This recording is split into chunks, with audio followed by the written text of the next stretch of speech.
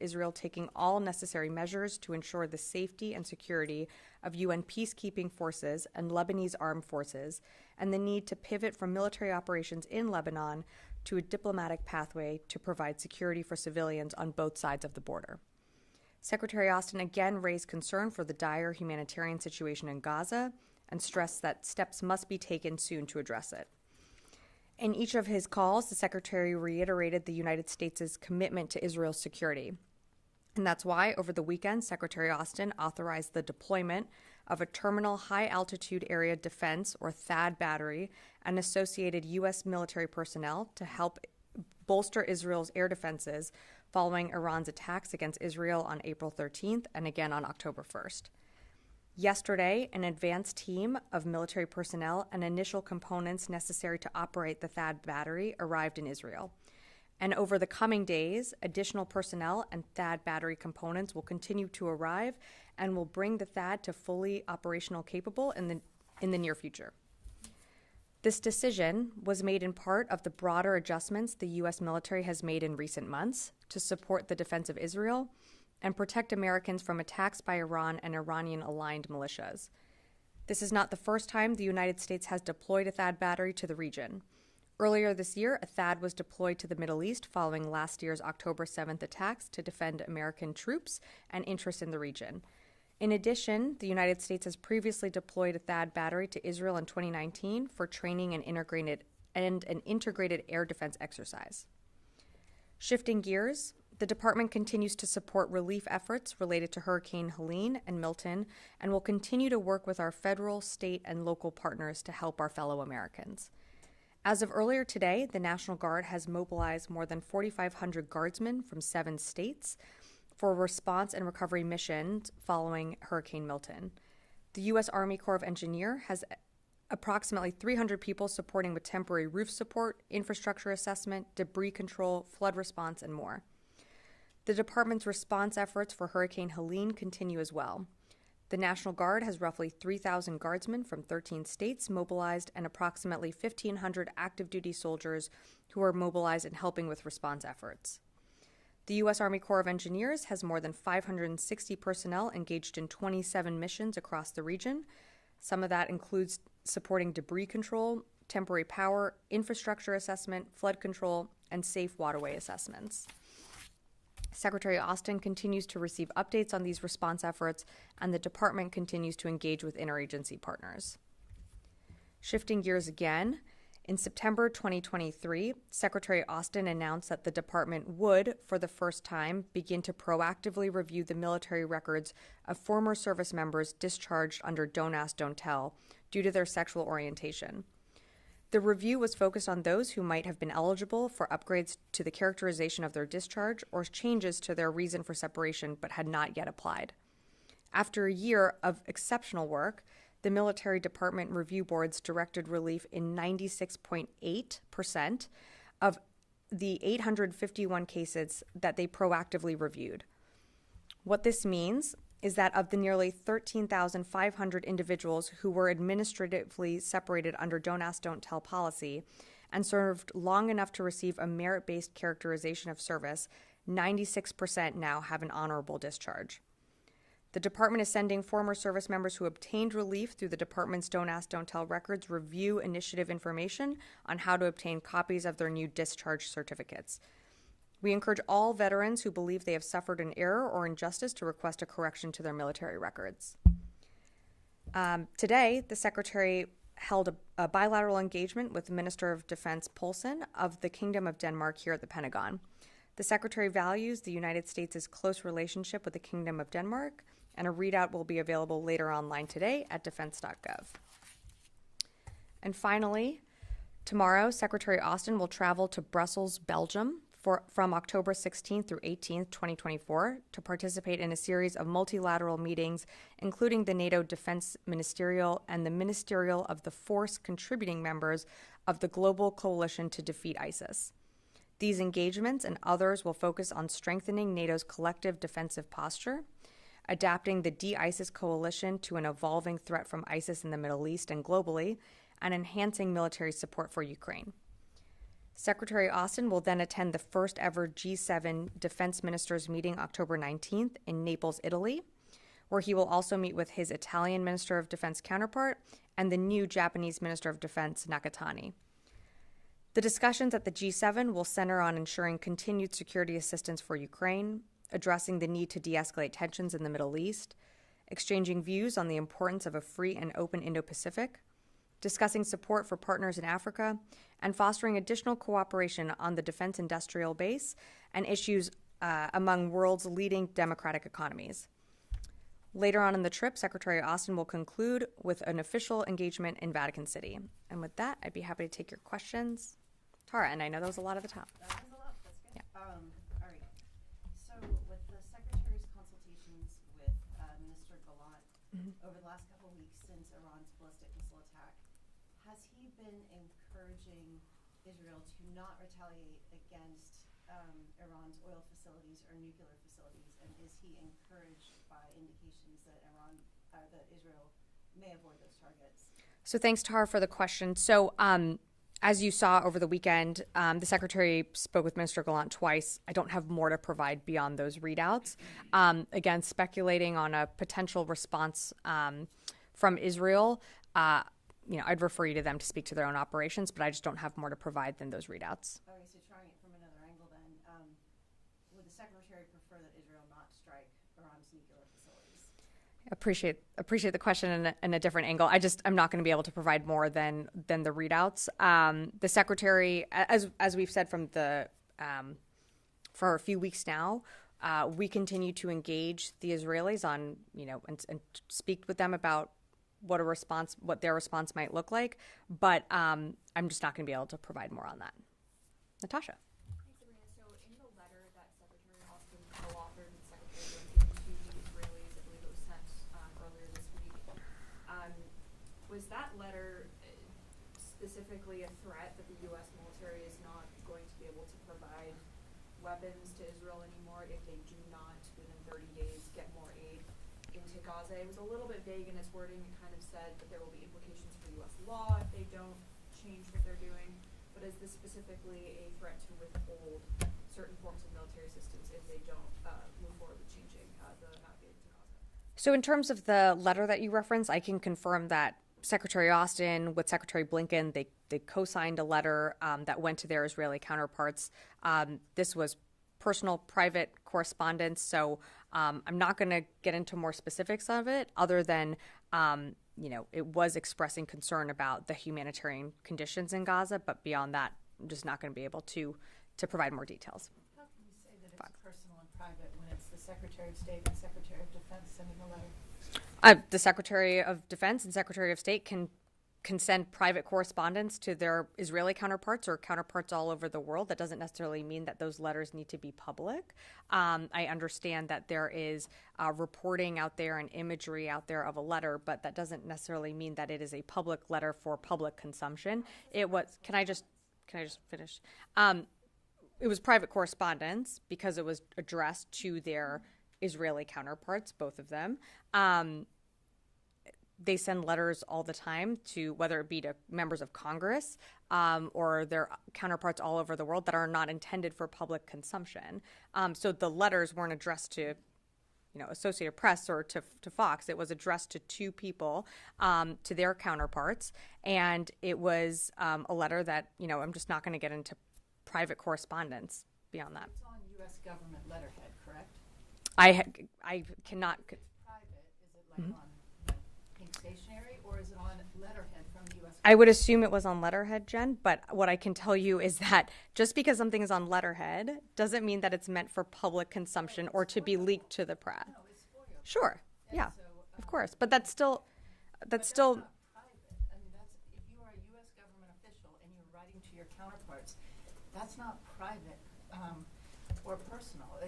You are a U.S. government official. You are a U.S. Can we just? I understand the back and forth here, but so I think, in fairness, U.S. government officials can engage their counterparts. They can have closed-door meetings with their counterparts.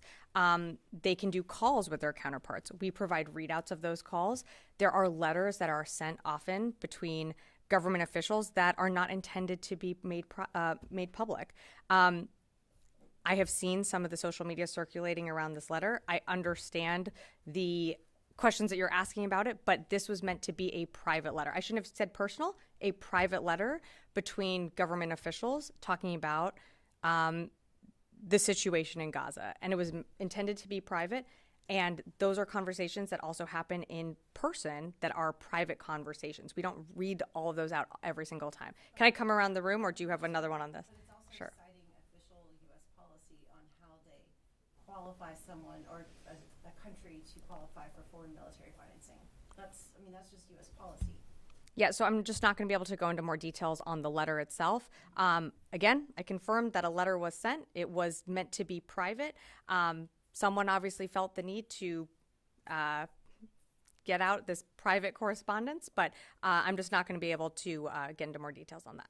Phil. So the State Department, the spokesperson said that, talking about this letter, said that the quote is, we need to see further changes by the government of Israel. And I'm wondering, what can you talk about the Pentagon's views on changes to how Israel is safeguarding civilians or failing to do so?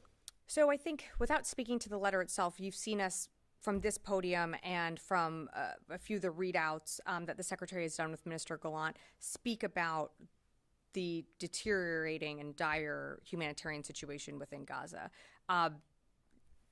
Just because there's other,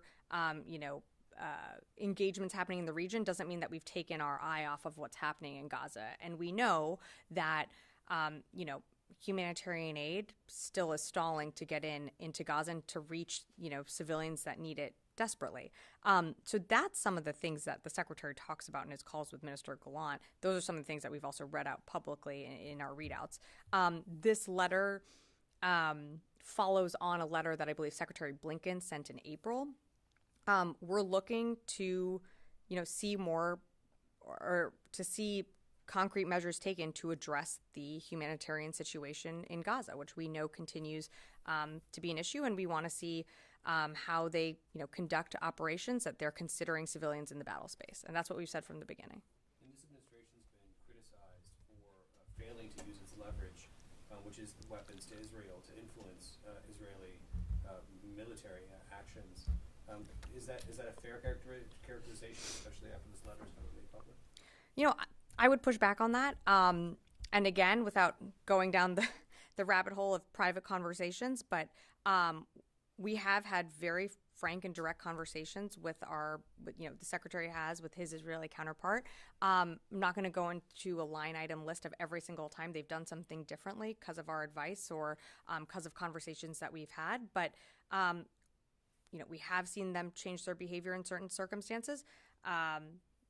Is there more that we are working with them on? There is, and we're going to continue to engage with them on that. So you've used that leverage, you've threatened to withhold weapons. I didn't say that. I said that we continue to have frank conversations with them. As you know, we do still have that one shipment of the 2,000-pound bombs currently still paused. But I'm just not going to be able to go beyond that. Joe. Thanks. On your advice, and you said you've seen some changes in their behavior. Among the things that the Secretary's mentioned, you just mentioned, were opposition to bombing or targeting densely populated areas in Beirut from Israeli airstrikes. We haven't seen that happen in the past couple of days. Is that something that they committed to the Secretary or to anybody in this department stopping?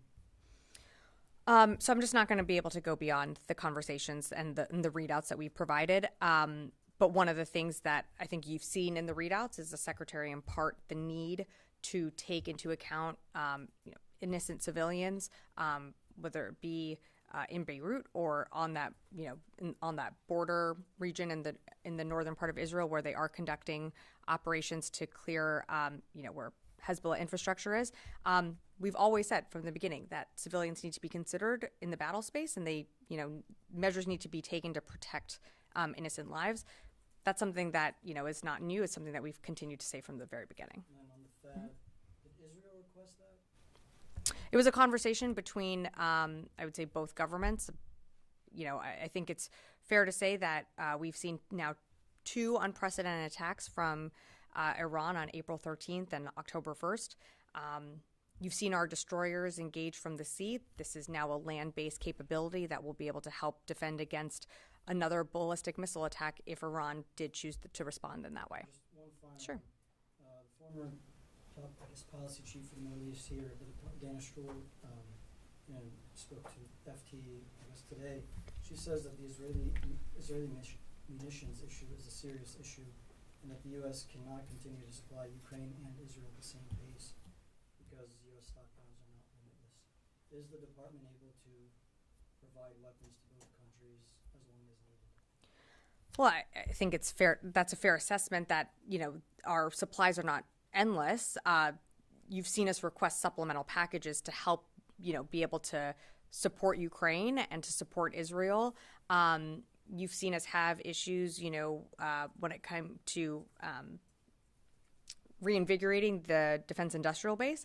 So I think, we are continuing to support Ukraine in what it needs on the battlefield. We're continuing to support Israel in its self-defense. We're going to continue to engage the defense industrial base on how best to do that.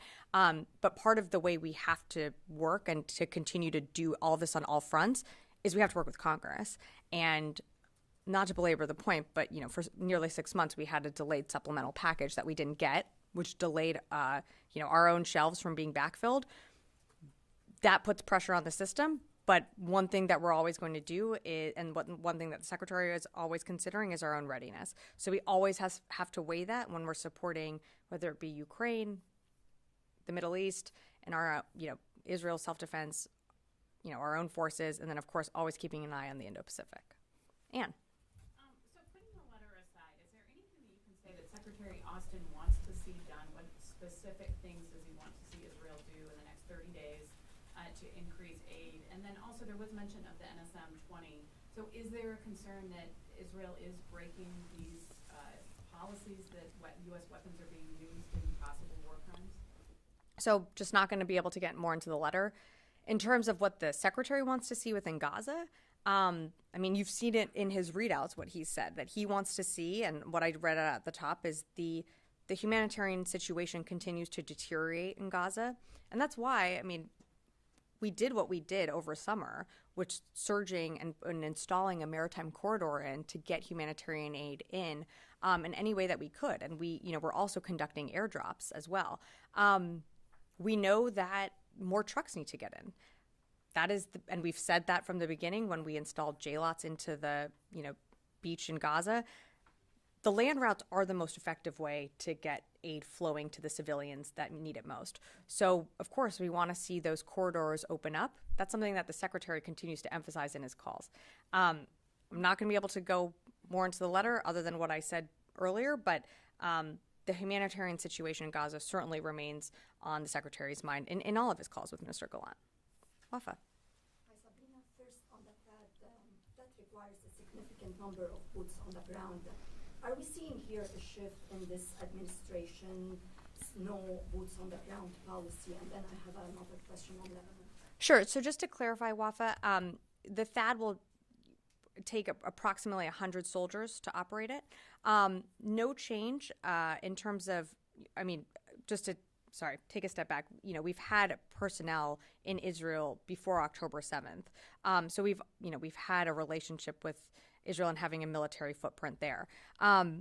Think of the THAAD as an augmentation to just Israel's air defenses and exactly what our DDGs do in the Eastern Med.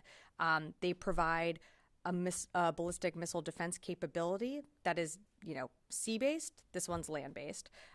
So it just augments Israel's self-defense. It's, we saw the attacks that happened on April 13th and October 1st. We know that we need that additional layer on land, and we're happy to provide it.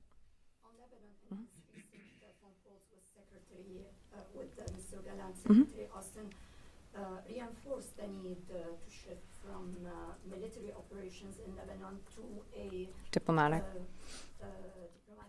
in a feasible, as soon as feasible. Has Secretary Austin asked Mr. Gallant of a timeline? Has the chance to discuss a timeline with him about the operations in Lebanon? And I have another follow-up. Sure. I don't have anything to add on timelines, but the secretary, of course, continues to urge for a diplomatic off-ramp here. We know that that is the best path forward. That's what we want to see. That's what this administration continues to push forward for. And so that's what he emphasizes in his calls. You had another one? Yes. Sure. Has the Pentagon reached out to the Lebanese armed forces after last week Israeli strikes that killed 2 Lebanese armed forces soldiers? And is the assessment here at the Pentagon still that Israel is just targeting Hezbollah, given also that it targeted the UNIFIL forces in South Lebanon as well? So our assessment is that, yes, they are still conducting operations to go after Lebanese Hezbollah, infrastructure, C2 nodes along that northern border. As you heard me read out at the very beginning, we expressed deep concern over, what happened with those UN peacekeepers that were, within Lebanon. But that is still our assessment that they are conducting operations against Hezbollah. But you didn't reach out to them. Oh, I'm sorry. I didn't mean to not answer your question. I don't have anything to read out from the secretary's level. I can't speak for other components within the department, but nothing from the secretary's level. Charlie. Sabrina. Charlie. Private or otherwise, there's a formalization about a letter. It's a document. It's Sure. signed. It can be traced. Who does that serve? Is it because the United States needs to be seen to be doing something? Knowing this letter would get out, signed by these 2 very important figures at this particular time. Why? Why wasn't it a phone call? Why was it a letter? Okay. Well, appreciate the question, but we didn't know it was going to get out. We didn't know that someone was going to. All I can tell you is that the secretary and Secretary Blinken sent a letter. I'm not going to go into those details. I've seen the social media reports out there, but I'm just not going to go into more details of a letter. Why do you make a phone call versus sending an email versus sending a text? Look, I'm not going to go into the decision making of why a letter versus a phone call, but it was meant to be a private correspondence between 2 senior administration officials, from the Department of Defense and Department of State to their counterparts. Again, I understand it is an official letter on official letterhead, but those correspondence are still, meant to be private, and so I'm just not going to go into more details on the letter. There's a paper trail. It was literally making a statement. It is literally a statement. Yeah, but Charlie, you also have to understand that we do statements that are press releases that are for press consumption. The secretary does calls with his counterparts all the time. We don't put, a live stream of that on defense.gov for everyone to listen to. Those are meant to be private conversations. This was a private correspondence with their counterparts. Again, I'm just not going to be able to go into more details on the letter. Ask about that. Sure. In terms of when it becomes operational, I know we can't discuss that. But what specific role does it fill? What hole was missing in Israel's defenses, America's very robust defenses there, and why now? There's been lots of trouble in the past. What specifically does the THAAD bring to this fight that isn't there already? So you'll remember that on October 1st, it was approximately 200 ballistic missiles that Iran fired towards Iran. That was nearly double what we saw on April 13th. So they launched more of a certain capability. On April 13th, we had more of our fighters in the air shooting down UAVs and, cruise missiles. Our fighters are not going to engage these types of ballistic missiles. The DDGs in the Eastern Med on April 13th were the ones that engaged the ballistic missiles. So what we saw on October 1st was them, adjusting their strategy. We have to augment Israel's air defense systems. We are there to help in their air defense and in their self-defense, and in doing so, augmenting their air defense. So why now? Should Iran choose to respond again with, again, not trying to go down a hypothetical, but if it's more ballistic missiles or what we saw previously, a THAAD adds capability to Israel's air defenses and can help shoot those down and protect, innocent civilians there, and that includes Americans who are in Israel. So we've made some of these force posture adjustments in the past. We are always nimble, always able to adjust as needed. This was a decision that the Secretary decided to make. Fadi. Thank you, Sabrina. Of course. So as you said, the deployment of this in case Iran decides to attack again, which means potentially U.S. soldiers might be in harm's way. For a year now, you've been telling us the U.S. is not involved in this conflict. Putting troops on the ground now wouldn't make the U.S. involved in the conflict. No, Fadi. What would you do? Potentially these soldiers could be targeted as well by Iran. So, Fadi, I think it's important to remember that the THAAD serves a similar purpose to our DDGs. It is an air defense system that is helping augment Israel's air defenses that can help shoot down ballistic missiles. This is also meant to be a temporary provision of air defense capabilities to better protect Israel. It's in keeping with our intent to reduce tensions, and it is, also there to help de-escalate.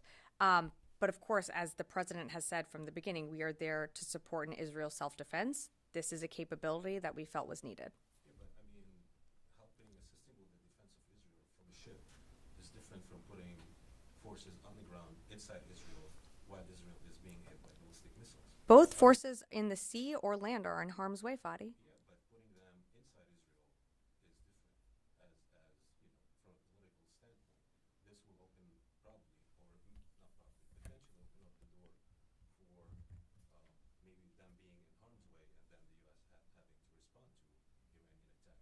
What I'm saying is, this potentially opens the door for U.S. to get more involved in this conflict, not the opposite. Fadi, just taking a step back, our destroyers in the Red Sea are getting shot at by the Houthis, pretty regularly.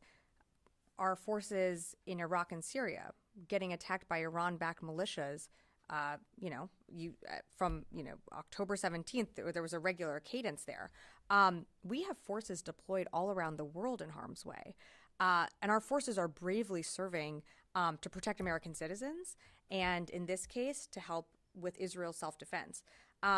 While I understand your question, again, this is an operational deployment very similar to what you're seeing, whether it be in the Red Sea or in the Eastern Mediterranean. This is a capability that is going to help augment Israel's air defenses.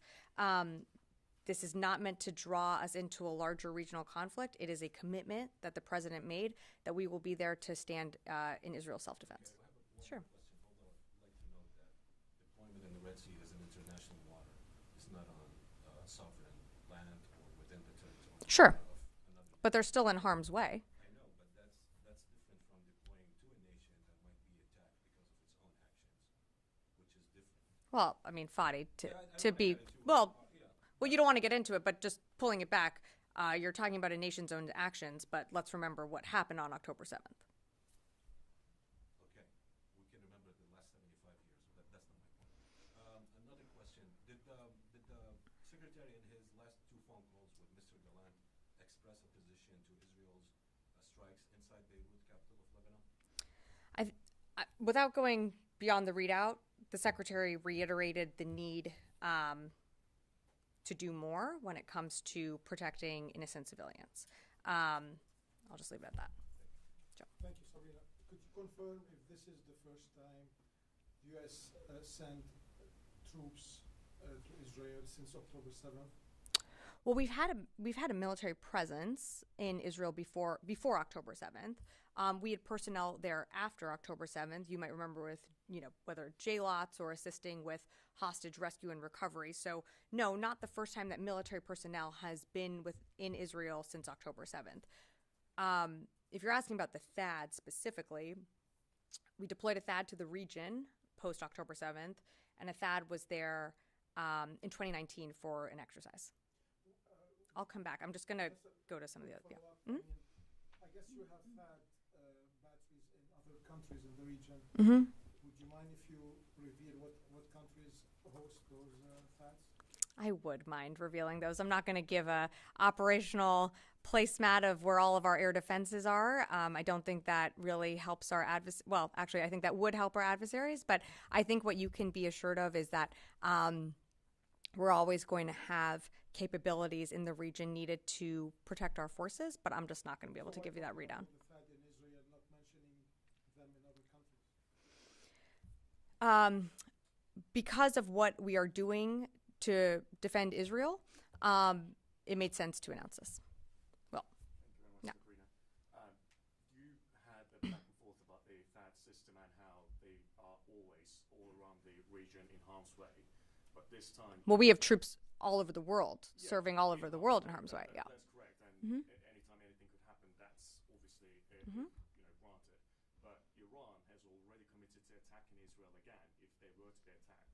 So making U.S. personnel basically a military shield for Israel against Iran, they could very well be hit by Iran. So have you taken that into consideration? Because that could suck the United States and Iran right into the middle of a war. Well, let me be clear again. We don't seek a war with Iran, and we don't want to see a wider regional conflict. But Iran proxy groups have attacked U.S. forces, since October 17th, whether it be, at any of the bases in Iraq and Syria, or with our forces operating in the Red Sea, or in the Eastern Med. So, again, this is a capability that is land-based, but that serves a similar purpose to what our destroyers did on October 1st in the Eastern Mediterranean, which was to help augment Israel's air defenses. So far, the U.S. has always said to Iran, don't, and they have done some stuff. So is that the basic message again, that we have U.S. personnel now where you say you're going to attack, so don't attack at all? Is that the message? The message is that the United States stands with Israel in their self-defense, and that message has been clear from the very beginning. I will come on, Carla. Yeah. Thanks. A couple of clarifications and then one bad question. So you said you're not going to discuss the letter, but you are confirming the authenticity of the letter that has been circulating online, right? There's no dispute on that. I am not confirming the authenticity that's circulating. I am confirming that they co-signed a letter that was sent to their Israeli counterparts. Okay. And then should Israel fail to demonstrate commitments such as, like you said to Anne, increasing the corridors, etc., is the U.S. military debating right now whether or not to withhold military support to Israel? Yep. So appreciate the question, Carla. Israel continues to receive support from the United States, whether it be through FMS sales or what you're seeing, that we're doing in Israel self-defense. I just don't have more to provide. But should they not make the changes that you have called for? Yeah, I'm just not going to go into more details. Okay, and then on the THAAD, you announced the THAAD to Israel. Should there be another THAAD in Eastern Europe, Romania, Poland, then some of the places that have been mentioned in the past, why would those THAADs not be used to help defend Western Ukraine from Russian attacks? Because if you can send a THAAD to Israel to help stop attacks from Iran, why would a THAAD in Poland or Romania, for example, not be utilized to help defend civilians in Ukraine? Okay. So different capabilities, different wars, different regions. The commitments also to Israel and Ukraine are different. We have a long-standing partnership to come to Israel's self-defense. You've seen the president commit that from October 7th. And when Ukraine was attacked over 2 years ago, the president made a commitment to stand with Ukraine for as long as it takes. But again, you're talking about different capabilities being moved, and what's needed for, should Iran attack again, is a THAAD. For engagements from, what Russia is doing in Ukraine, different capabilities, such as, as you know, I don't need to go through the long list, but not to use this expression, but it is a little bit of apples and oranges here. So, I don't want to go down the whole list of everything that, we're providing Ukraine to everything that we're providing Israel. But what I can tell you is this administration, this department continues to support both in the different needs that they need. And just a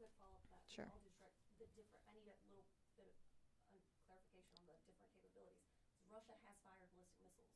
Mm-hmm. I believe they used them in Yavori in western Ukraine towards the start of the war when they were attacking a base that had been used by international forces. So why couldn't a THAAD, if it's already defending NATO territory, also defend western Ukrainians against ballistic missiles should Russia decide to fire more? Yeah, Carl, I think I answered that question. Constantine. Thanks, Sabrina. Just continuing the THAAD conversation, can you say where this unit is coming from? Are you guys deploying it from the U.S.? It's coming from the United States. Yeah. Are you able to say any more specifics than that? Not more specifics than that. Fair enough. And then more broadly, I guess, following up on sort of the conversation that we've been having and some of the questions my colleagues have asked, when we look back to, for example, JLOTS, Mm-hmm. This building had a very strong reticence and went out of its way to point out no boots on the ground, to the point that maritime experts said it hampered the operation. It really limited, and you guys had to pull it out because personnel couldn't step foot onto Gaza. But it seems now we're incredibly willing to put troops in harm's way. Square the circle? I mean, what Israel is changed? different than Gaza. And before October 7th, we had military personnel within Israel. And we have continued, that's been a relationship and partnership that goes, far back. In Gaza, the president committed to not putting troops on the ground there, which is why you saw what we did with JLOTS. We continue to support and stand by Israel in their self-defense. I know there's a lot of parsing here, but the THAAD capability, while it is going to Israel, it is temporary. It is, temporary provision of air capabilities that they need should they face another attack like they did on October 1st. But that doesn't minimize, again, what we did in Gaza. We're incredibly proud of all the humanitarian, whether it be food, water, medical supplies that we were able to get in during that time. But more needs to be done, and it needs to be done quickly. And that is something that the secretary continues to impress upon in all of his calls. Yeah, in the back. Hello, I'm Lorena Lanzafia Sadi-Shinbon. Great, hi. Shifting over to the Indo-Pacific. On Monday, China conducted drills surrounding Taiwan, which alerted and alarmed the Taiwanese government. The Pentagon released a statement condemning these acts. That being said, my question is there any plans to change U.S. force posture in the region or to conduct additional operations in reaction to China's drills? Thanks for the question. So no force posture changes to make today. It's something, in reference to what you mentioned, it's something that we monitored.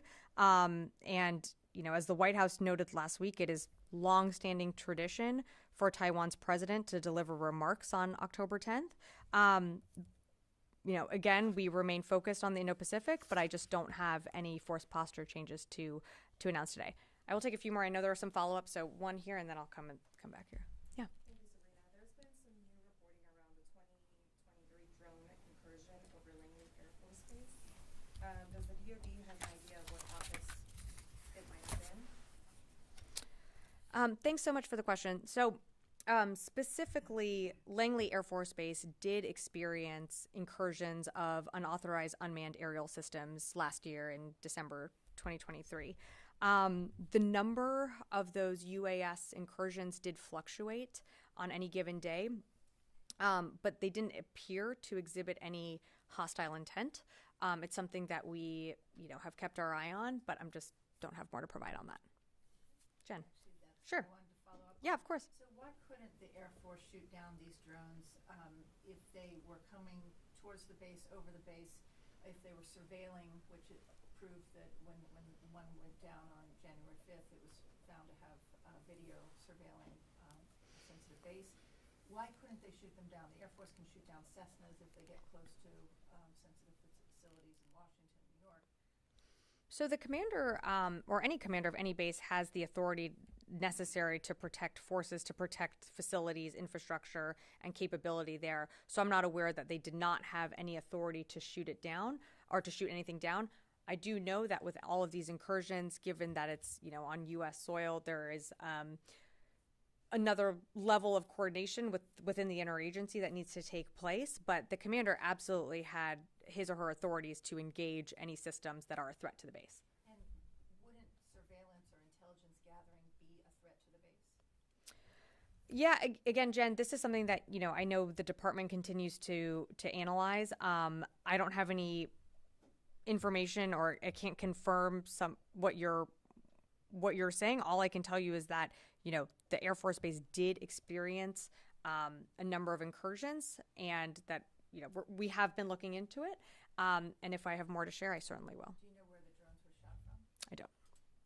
Tara. And then Tara, one in the back, and then Charlie. Back to the letter, understanding it's a private letter that was not intended to be used publicly. Mm-hmm. Did the secretary coordinate this letter with the White House or notify the president or NSC that they were sending this to their Israeli counterparts? Yeah, so without going into the interagency court on private correspondence, I think it's fair to say that there was an effort by the interagency here. You can see that with one of the co-signers being Secretary Blinken, but I'm just going to leave it at that. But did the president, I'm not going to get in. and was he supportive of this letter going out? You'd have to ask the White House. I'm not going to get into more details on that. Yeah, in the back, and then I'll go to Charlie. Thanks, Sabrina. Heads of German intelligence have reported an increase in Russian-backed sabotage and disinformation. There was one particular incident that was reported last week involving a package catching fire just for being loaded on a cargo plane. There have also been reports of drones flying over critical infrastructure. Is the DoD aware of this? Is there some sort of increased cooperation with the German authorities regarding this? Are the drones that were mentioned reportedly flying over military bases here being investigated in that context? And as a follow-up, what gave the impression that there was no hostile intent? That's in terms of the no hostile intent. That's our initial assessment. As I mentioned to Jen, who asked about this, while I don't have more to provide, it's something that we're continuing to do an assessment on. In terms of the reports that you're citing, I don't have anything to add to that. But what I can tell you is, we always work with our German counterparts, and as you know, we have forces that engage with our German counterparts at different times, whether it be in exercises or in diplomatic channels or military channels, and something that we keep an open line of communication on. But I just don't have anything to add on those reports that you mentioned. Charlie, to close us out. You had mentioned the destroyers that were involved in the last large-scale Iranian attack. Do we ever get hard numbers for how many successful intercepts they got? They shot down multiple ballistic missiles, but I don't have the hard numbers. I will be honest with you that if there is another attack, I just don't think we're going to broadcast how many we were able to shoot down successfully, but I can tell you it was multiple. But there was a need that either the United States or Israel or both assessed that this is a significant step forward. You are symbolically and physically putting U.S. forces on Israeli soil, which is different than being at sea. So that need must have been so pressing. Was it because the attack was more successful? Or did they get to the military bases? Are the Israelis that concerned about a large-scale attack from Iran to put U.S. forces on Israeli soil? The attack was almost twice as large as the attack that we saw on April 13th in terms of ballistic missiles that were used. So are we concerned? Yeah, of course we're concerned. We don't know what a response could look like, but we're not going to also wait and find out. We're going to do things that we need to protect, whether it be U.S. forces or what you've seen us do before. We've taken force protection measures at our bases, moved DDGs closer to in the Eastern Med to help defend Israel. I completely acknowledge that this is different and that you're putting a capability with people on land, but it is also a capability that is similar to what is on those DDGs, and it helps augment Israel's air defenses. So we don't know what a potential possible response could look like from Iran, but what this does is it helps bolster the air defenses should there be a response. It's one additional system to help engage. Okay. All right. Thanks, everyone.